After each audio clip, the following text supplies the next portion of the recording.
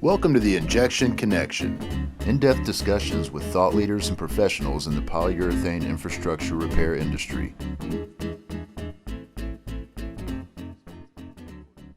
What are some of the most interesting jobs or unique or interesting jobs that you've been on? Well, kind of the neat ones are, we did the Hoover, we've been at Hoover Dam, we did the Seattle tunnels, but the job I did up in Canada on the on the water system for the city of Vancouver, we were in shafts that went down 1,800 feet, 600 meters. Wow. And when you get down there, it's pretty dark and cold. And when the pumps go off or the electric goes off, it gets pretty dark. But those are some of the neat projects. Then, of course, the projects we did up in Alaska, up above the Arctic Circle, we did a huge tank up there for CH2M Hill, and the tank was over a 1 million gallon tank, and we had to stabilize the whole bottom underneath it over permafrost. And again, the mechanics we took up there, we had to fly everything up in an airplane, of course, Right.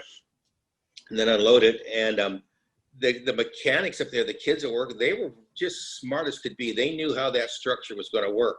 And so, you know, from Arizona, the Salt River projects down along the Colorado to all the way to the Arctic Circle. And then, you know, being in mines and gold mines, and just every structure was different and neat. And it was a challenge. It was fun because you met a lot of neat people, you know, and a lot of characters too, but they all had their little unique bend, and everybody had their little niche. And it was just a neat job. It really was. It wasn't work. It was every day you got a new adventure, Right. and you had a problem.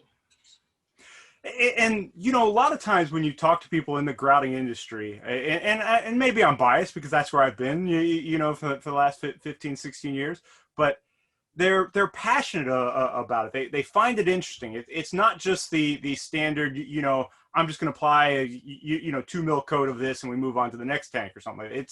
It's always unique, and typically it's very unique situations. You brought up some remote sites there, and I found it interesting in my career where I've had engineers talk to me about a project, and I'm like, well, that sounds like you should do cementitious grouting. And they turn out not to be cementitious grouting just because of the remoteness. They can't get concrete out to a site or something like that. So I've seen urethane jobs that just because of, I guess, mobilization, they use the chemical grout. So it's not the most cost effective when you compare materials, but when you compare mobilization, then the chemical grout comes in.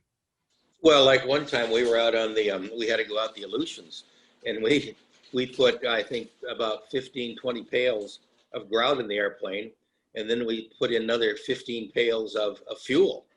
So Right. we had to put the fuel in the airplane too, because we got out on the islands, and they had to get themselves back. So we had the grout and the fuel, the plane had to carry both of us out there. That is so And cool.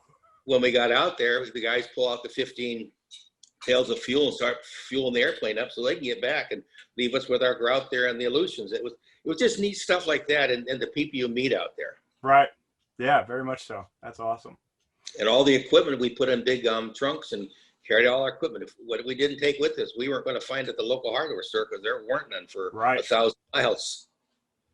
No, and that is real important, and specifically there. I mean, but even when you're, you know, just a couple miles in a tunnel, and just the 20 minutes to get back out to get that screwdriver your team forgot. So it's important to make those lists and know what you need to have.